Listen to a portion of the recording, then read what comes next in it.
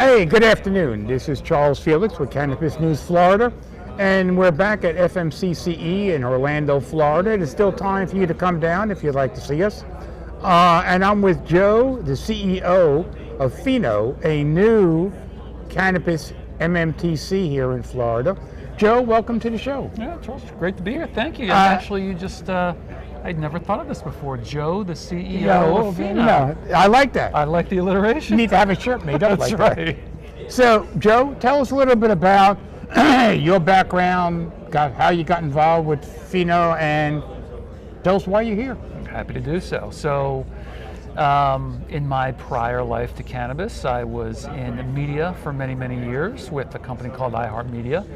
Then I transitioned into private equity in New York City with a group of guys that I went to business school with, and through them, I got exposure to the cannabis industry back in 2017, 2018, and one of the companies that we looked at potentially either acquiring or taking a large stake in was a company called Medicine Man Technologies, which was a product and services business and consultancy out in Denver, Colorado.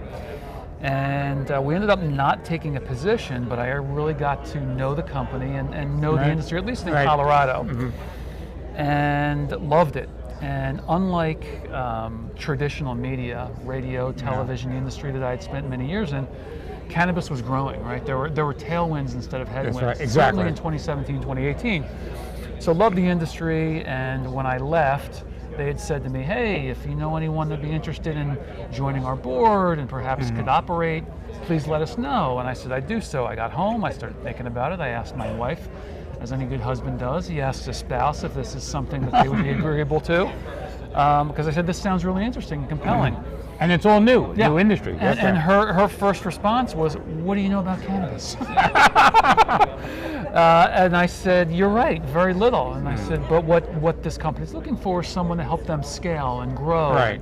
They said, you understand sales and product and distribution, and don't worry, we'll teach you cannabis. And this was 2017, 2018. So, with my wife and my family's blessing, made the jump and was the COO and one of the board directors at the time. Medicine Man Technologies was a publicly traded company.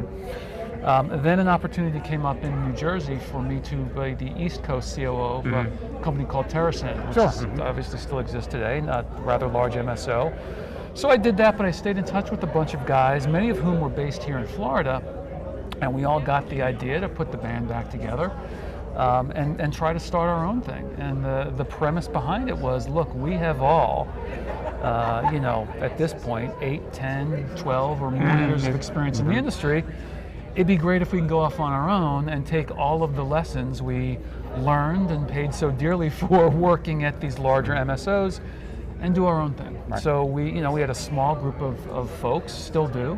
Got some financing partners that are still involved with the business, and we started in earnest about 3.5 years ago, and it began with the acquisition of the Planet 13 license. Right, because they had 2 licenses at one time. That's correct. Right.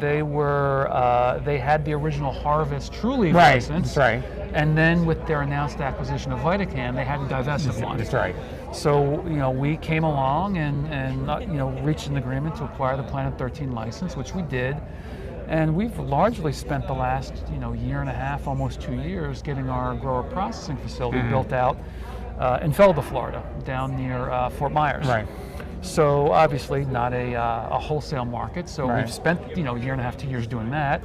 Have a great team that's experienced and well led, and I've spent most of my time focused on primarily getting retail up and running, scouting the locations. Well, that's where the money's going to come from in this business, in the state of Florida. Yeah, and it's the final leg of our, seed to sale, fully integrated system. So, for the last 7, 8, 10 months, we've been working on that. We've found, you kiss a lot of babies before you find 1 or 2 locations that fit the bill, right? I mean, you're looking for... Especially in this environment right now, because there's so many locations in Florida. It's harder now, and I talk to folks about this all the time. I mean, it would have been great to be a first mover and be here 6 years ago, 7 years ago. and be able to have the first dispensary on the corner, so to speak. But you know what? With that comes the burden of, and we've seen this with a lot of the competitors in Florida, being a, let's call it a second mover, we have a clean balance sheet. I don't have a terrible lease in Illinois that I signed 4 years ago that's become burdensome in Florida. That's right. So yes, by being a second mover, we actually have the advantage of, okay, clean balance sheet. We can see some of the mistakes that have been made in the market. You can see where the bad locations are. Right. And part of that is, as you know, I mean, especially the last year, there had been some operators that have a number of retail locations that are available. That's right. And absolutely. I've sniffed around every one of them 3 or 4 times. And it's hard because, number one, the locations that they need to give up aren't the prime locations. Or they wouldn't be giving it up. Correct. That's right. And then the other part of it is, you look to find some locations where you can find your own competitive protections. Where are you adjacent to a restricted retail location? Where are you, maybe you have the only drive-through in a 5 or 6 mile radius. That's advantageous in a high retail area. So, like I said, we've kissed a lot of babies to find, 2 that we feel really, really good about. One will open within, knock on wood, pending OMMU approval, another week or so in Claremont. And then the second we have teed up in Winter Park. Also, ironically, a suburb metro of Orlando. And I've spoken to a number of folks here at the conference, and they said, "Oh, are you targeting the Orlando area?" And I've said, as a matter of fact, no. I said, looking for good locations. I said, correct. I said, more so than geographic location are the competitive protections that we've talked about. So give me a great location on the Panhandle, and I'll open one in 6 months. So it's just a matter of finding that right location. Now, my preference for locations 3, 4, and 5 would be, be great if we found something in South Florida. Be great if we found something in Northeast and the Panhandle and that kind of thing. But if we found great locations and the next 5 of them happen to be in the Orlando area, we'll open them in the Orlando area. That's right. So I think we are completely agnostic in that regard in terms of what we're looking for from a retail perspective. From retail, it kind of reminds me of the story learning in, I guess, business school, and as one might say, the school of hard knocks over the years.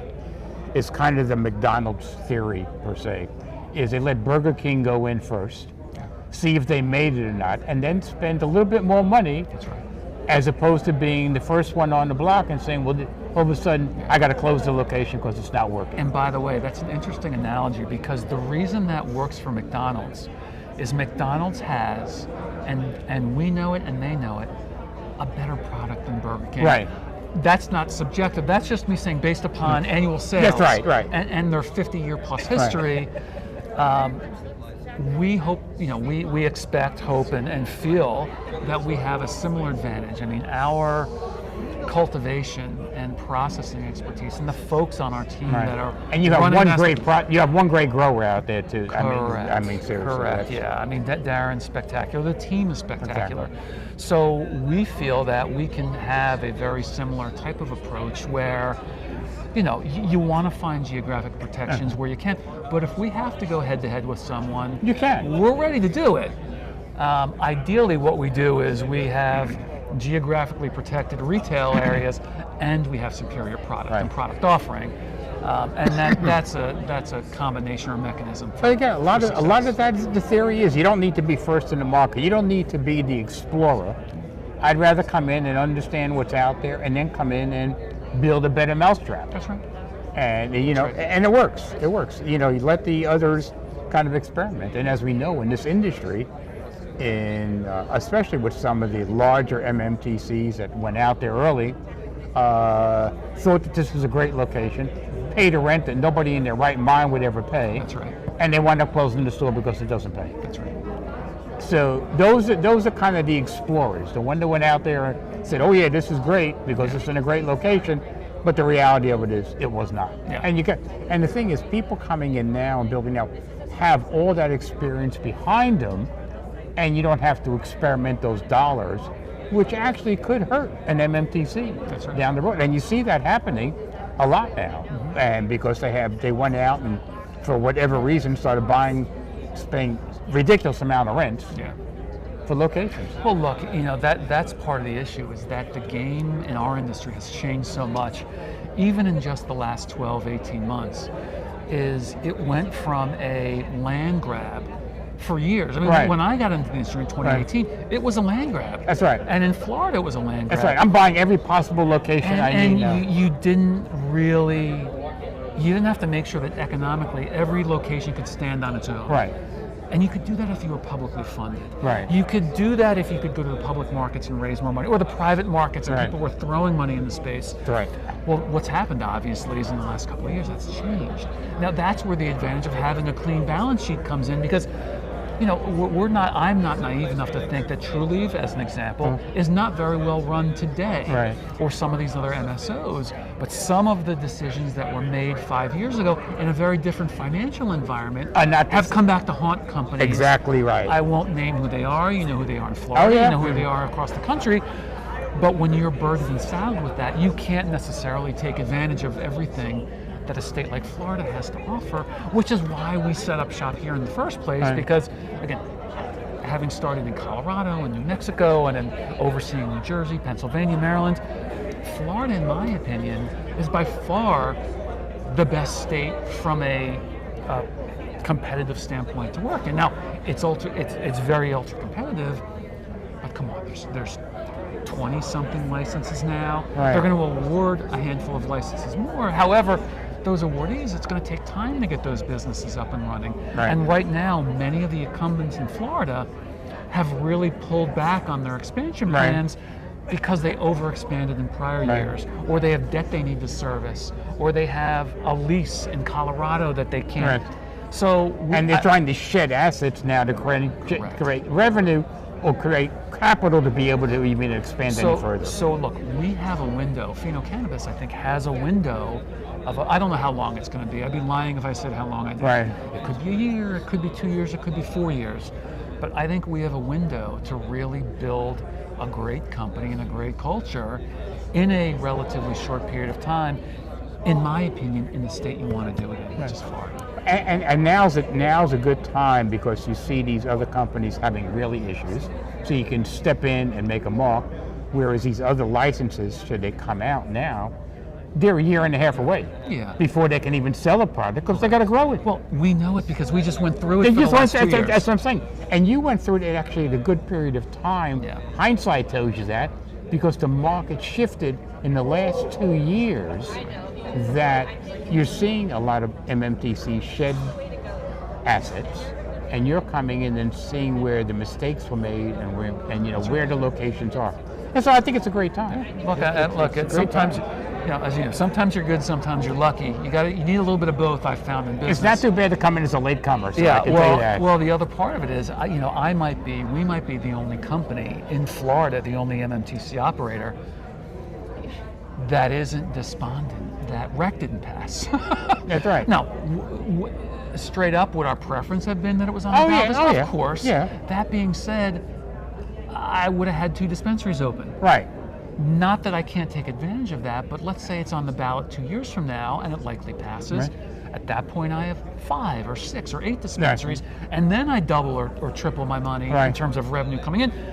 Then I'm really in a position to benefit from it. So, look, for the industry, it would have been more ideal for Florida had it been on the ballot and passed. Absolutely. But selfishly, I can't help but feel that I'm not crying in my cornflakes over this. That's right. Because I don't think it would have had a huge impact on us from a revenue or an operation. And a lot of these MMTCs that expanded over the last 3-4 years thought solidly that rec was coming in. Yeah. So they were throwing assets all over the place thinking about rec. Rec didn't come in, and guess what?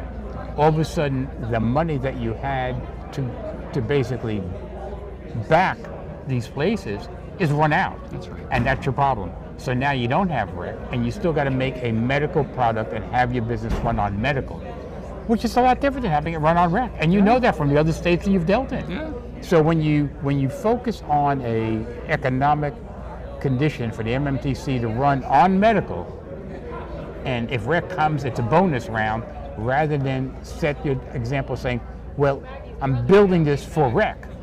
Totally different mentality. That's right. Totally different mentality. Yeah, that's right. And you can do that now because you've seen the ups and downs within the market. And you've seen a lot of these places that have, I think in the last 4 years, I mean, a number of locations. And all of a sudden, the ones that were expanding and had the capital expand, right now, are basically going under. And it's totally different environment, totally different. And but you have to know the market. You can't wait. And it helps to know other industries as well. I mean, it's funny, I think about where the cannabis industry is, and in particular Florida cannabis, because that's of course our life, it's my life. It feels like, and it's funny that I'm now old enough to draw these parallels, but if you remember Internet 1.0 in the late 90s, where everything that, pets.com, everything that you threw, people were changing the names of their companies to put .com behind it. That's right. They're doing some of that now with .ai, but that's a completely different story. But that's what the late '90s looked like in the internet age. And then you had a bit of a crash and a nadir, and then out of that in the early 2000s through to today, you had Google and Amazon and all of these companies that then went like this up and to the right. And I firmly believe that cannabis is in that same comparison. Sort of we had our 5, 6, 8 years shot up. We've had a couple of years where it's pulled back. And I think just now, and I think the rescheduling from Schedule 1 to Schedule 3 is sort of the symbolic start of that, because you're going to have SAFE next, SAFE banking. You're going to have uplisting after that. You're eventually going to have what became Web 2.0 is going to be Cannabis 2.0, and I think we're perfectly positioned. And I think it's not going to go like this. It's just going to climb steadily, like a good company should. That's right. So let me ask you a question from your experience in other states. Is this the only state or one of the few states that you have a totally vertical situation, which is totally different? Because you've had some operators come in from other states that was not a vertical situation and thought they can just capture the market, and all of a sudden they fell because they don't understand the vertical market here, where you can't wholesale it out anywhere else. That's right. And it's a lesson to be learned for those who come in from other states and thinking, well, I'm great at retail, but the problem is I got to grow it, process it, and then sell it. Yeah, I mean, the answer is yes. It is absolutely both a blessing and I would say to some extent a curse. Right. I think, the blessings are somewhat self-evident, right? It creates a moat around the business. Right. It makes it even more difficult to do what we've done, which is get into the Florida market. Not just from a cost of license standpoint, but also from the industry expertise to be able to do all those aspects of the supply chain, which is what you were getting at. That's right, exactly right. Now, so no state that I've worked in has been completely, whether it be Colorado or New Mexico or Maryland, New Jersey, Pennsylvania. However, in those states, because I've worked for larger MSOs, we've de facto been able to be vertically integrated because we've gotten separate, let's call it a Class 3 retail license, but we've also had a cultivation and a processing license separately. Here, it's one-stop shopping, right? It's one license does all. We've pieced it together as MSOs in other states, but there is absolutely a learning curve and an expertise that goes into that. And again, it goes back to, and I kind of kid around with our very experienced team all the time. I'm like, look, I'd like to think we're not necessarily just good at what we do because we're geniuses, which we all are, and certainly I'm not, but because we've learned the hard way. Exactly right. Over the last 10, 12, 15 years, we've learned the hard way doing it elsewhere, so that by the time we came into Florida with this operational clean slate and this balance sheet that I speak of, we're not babes in the woods trying to figure it out as we go. Right. So for me, it was one of the most attractive things about helping put this group together was that specific dynamic, and knowing most if not all of the key operators on our team have done exactly what I've done in their different areas of expertise. And what's good about building your team is years ago when you started building a team, you were building a team of novice, okay? And you had maybe 1 or 2 people that truly knew what they were doing and you had to teach others. Now you can build a team with people that have so much experience like yourself. That's right. You bring them all in. So the expertise is around the table.